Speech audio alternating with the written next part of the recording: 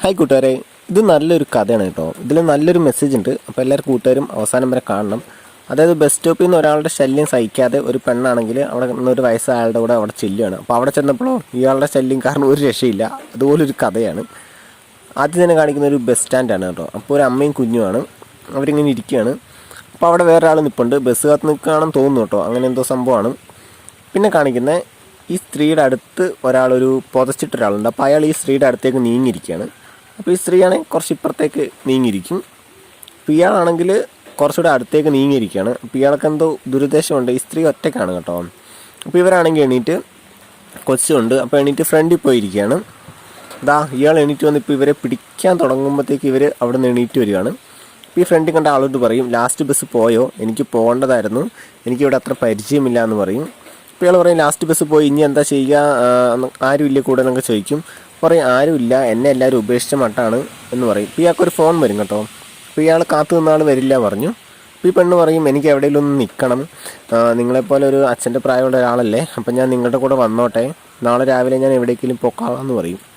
അങ്ങനെ ഇയാൾ സമ്മതിക്കുകയാണ് കേട്ടോ. ഈ പെണ്ണിനെ കാണുമ്പോൾ തന്നെ അറിയാം ഭയങ്കര കഷ്ടപ്പാടും എന്തൊക്കെയോ ബുദ്ധിമുട്ടുകളൊക്കെ ഉണ്ട്.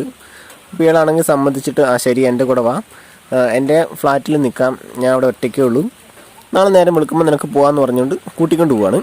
അവിടെ ചെന്ന് കേട്ടോ ഇയാൾ പറയും, ഇതാണ് കേട്ടോ എൻ്റെ ഫ്ലാറ്റ്, അപ്പോൾ കുട്ടിയെ വേണമെങ്കിൽ അവിടെ കിടത്തിക്കോ, കുട്ടിക്ക് വേണമെങ്കിൽ എന്തെങ്കിലും പാലോ നിനക്ക് എന്തെങ്കിലും ഫുഡോ അങ്ങനെ എന്തെങ്കിലും വേണമെങ്കിൽ ഞാൻ മേടിച്ചിട്ട് വരാമെന്ന് പറയും. അപ്പോൾ ഇവള് പറയും, എന്നോട് ഇത്ര സ്നേഹത്തോടെ ആരും സംസാരിച്ചിട്ടില്ല, എൻ്റെ ഹസ്ബൻഡ് ആണെങ്കിൽ ഇപ്പോൾ കുട്ടി ഉണ്ടായപ്പോൾ എന്നോട് ഒരു താല്പര്യവും ഇല്ല, പിന്നെ എൻ്റെ സ്വന്തം വീട്ടുകാരാണെങ്കിൽ എൻ്റെ ലവ് മാരേജ് ആയിരുന്നു, അവർക്കും ഇപ്പോൾ എന്നോട് താല്പര്യമില്ല, എന്നെ എല്ലാവരും ഉപേക്ഷിച്ച പോലെയാണെന്ന് പറയും. എന്നിട്ട് പിന്നെ പറയും, ശരി നീ വിഷമിക്കണ്ട, എല്ലാം ശരിയാവുമെന്ന് പറയും. എന്നിട്ട് ഇയാൾ ടവലെടുത്ത് കൊടുത്തിട്ട് പറയും, നീ പോയി കുളിച്ചിട്ട് വാ, കുളിച്ച് ഫ്രഷായിട്ട് വാ, ഞാൻ കൊച്ചിനെ നോക്കാമെന്ന് പറയും. ഇയാളങ്ങനെ ഈ കൊച്ചിനെ നോക്കി കളിപ്പിച്ചുകൊണ്ടിരിക്കുകയാണ് കേട്ടോ. അങ്ങനെ കളിപ്പിച്ചുകൊണ്ടിരിക്കുമ്പോൾ ഇയാൾക്കൊരു ഫോൺ വരും. ഫോൺ വരുമ്പോൾ ഇയാൾ പറയും, എടാ ഇന്ന് ആരെയും വിടണ്ട, ഇന്ന് ഒരു പെണ്ണ് എൻ്റെ വലയിൽ വീണിട്ടുണ്ട്, അവൾ മതിയെന്ന് പറയും. സംഭവം മറ്റേതാണ്. ഇയാൾ എന്നിട്ട് ഡ്രസ്സൊക്കെ ഊരിയിട്ട് കുളിക്കാൻ പോകാൻ തുടങ്ങുകയാണ്. കുളിക്കാൻ പോകാൻ തുടങ്ങുമ്പോഴത്തേക്കും മറ്റേ പെണ്ണ് കുളി കഴിഞ്ഞ് വരും കേട്ടോ. എന്ന് വെച്ചാൽ ഡ്രസ്സിൽ എന്ന് വെച്ചാൽ ഇങ്ങനെയാണ് വരുന്നത്. എന്നിട്ട് പറയും, അപ്പോൾ ഇയാൾ ചോദിക്കും, എന്താ മേത്തൊക്കെ പാട്? അപ്പം പറയും, എൻ്റെ അമ്മായിയമ്മ എൻ്റെ ഹസ്ബൻഡൊക്കെ എന്നെ നല്ലപോലെ ഉപദ്രവിച്ചു എന്നൊക്കെ പറയും കേട്ടോ. എന്ന് വെച്ചാൽ ഫുള്ള് സെൻറ്റി അടിക്കുകയാണ്, പാവാൻ തോന്നും കണ്ടിട്ട്. എന്നിട്ട് ഈ കാലിലെ മുറിവ് പാടൊക്കെ കാണിക്കും. എന്നിട്ട് ഒരുപാട് കരഞ്ഞ് പറയും, അവർക്കൊന്നും എന്നെ ഇപ്പോൾ വേണ്ട, എൻ്റെ സ്വന്തം വീട്ടുകാർക്കും വേണ്ട, എൻ്റെ ഹസ്ബൻഡാണ് എന്നെ ഒന്ന് തൊട്ടിട്ട് 1 വർഷമായി. അപ്പോൾ ഇയാളാണെങ്കിൽ നല്ല അവസരമല്ലെന്ന് വിചാരിച്ച് കെട്ടിപ്പിടിച്ച് ആശ്വസിപ്പിക്കുകയും നമുക്കതൊക്കെ ശരിയാക്കാം. ഇപ്പോൾ പറയും, ഈ പെണ്ണ് പറയും, ഞാനും ഒരു പെണ്ണല്ലേ, പുരുഷന്മാർക്ക് മാത്രമേ ആവേശവും അങ്ങനത്തെ വിചാരമൊക്കെ ഉള്ളൂ, പെണ്ണുങ്ങളായ ഞങ്ങൾക്കും ഉണ്ട് എന്നൊക്കെ പറയും. എല്ലാം നമുക്ക് ശരിയാക്കാം, ഞാനില്ല എന്നൊക്കെ ഇയാൾ പറയും.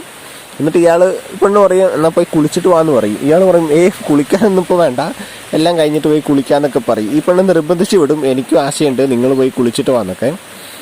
ഇയാളപ്പോഴത്തേക്കും കുളിക്കാൻ കയറിയപ്പോഴത്തേക്കും ഈ പെണ്ണിൻ്റെ സ്വഭാവം മാറും കേട്ടോ. പെട്ടെന്ന് ബാഗിൽ നിന്ന് ഫോൺ എടുത്തിട്ട്, കാർത്തി നീ എവിടെയാ വാന്ന് പറയും.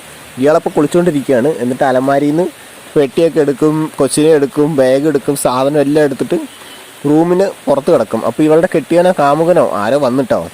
എന്നിട്ട് ഇവരെന്താ ചെയ്യുന്നത് വെച്ചാൽ, ഇയാളിവിടെ കുളി കഴിഞ്ഞിറങ്ങിയപ്പോഴത്തേക്കും പെണ്ണും ഇല്ല, ഡോറ് ലോക്ക് ചെയ്തേക്കാണ്. ഇവർ ഈ സാധനം എല്ലാം അടിച്ചുകൊണ്ട് സ്ഥലം വിടുകയാണ് കേട്ടോ. ഗൈസ്, ഇപ്പോൾ വീഡിയോ ഇഷ്ടപ്പെട്ടാൽ ലൈക്ക് ചെയ്യുക, ചാനൽ സബ്സ്ക്രൈബ് ചെയ്ത് സപ്പോർട്ട് ചെയ്യുക. അതാണ് ചിരിച്ചു കാണിക്കുന്ന ഒരു പെണ്ണിൻ്റെ പുറകെ ആരും പോകരുത്.